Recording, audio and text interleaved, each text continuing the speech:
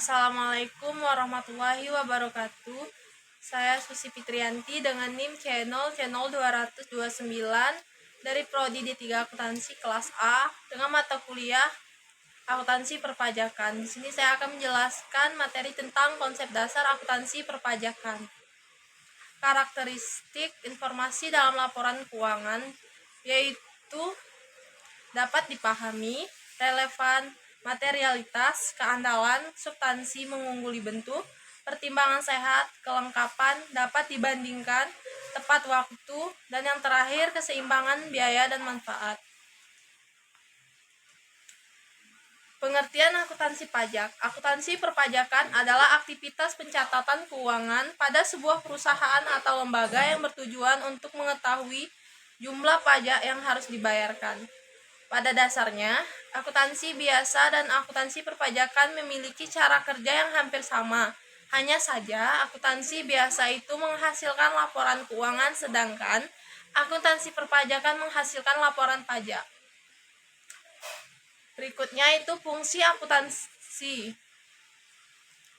Yang pertama, sebagai dokumentasi perpajakan tahunan yang biasa digunakan untuk perbandingan dan mengetahui riwayat keuangan perusahaan. Kedua, sebagai bahan analisis untuk mengetahui besaran pajak yang harus dibayar perusahaan di masa yang akan datang. Ketiga, sebagai laporan keuangan resmi yang bisa kita paparkan saat ingin mendapatkan investor atau kegiatan publik lainnya. 4.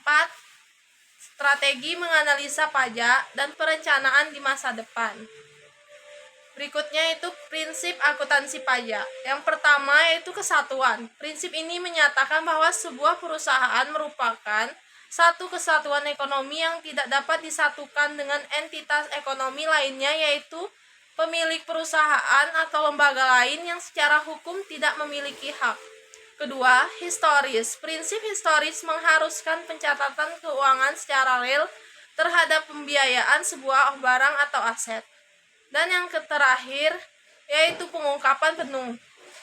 Untuk mendapatkan hasil yang akurat, setiap pencatatan aktivitas keuangan harus disajikan secara informatif dan detail. Berikutnya klasifikasi pajak.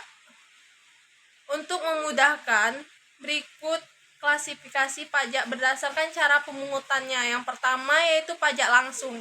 Pajak ini dikenakan berdasarkan jumlah penghasilan atau kekayaan yang dimiliki sebuah perusahaan atau lembaga.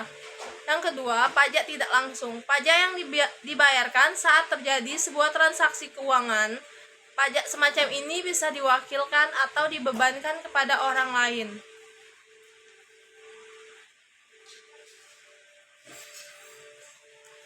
Berikutnya akun akuntansi perpajakan neraca. Yang pertama sisi aset. Pajak dibayar di muka atau private tax. Itu PPh 22, 23, 24, 25 dan 28A. Berikutnya PPh atas pengalihan hak atas tanah dan bangunan. Berikutnya yaitu pajak masukan. Sisi kewajiban yaitu PPh 21, 23, 26 dan 29. Dan terakhir yaitu pajak keluaran.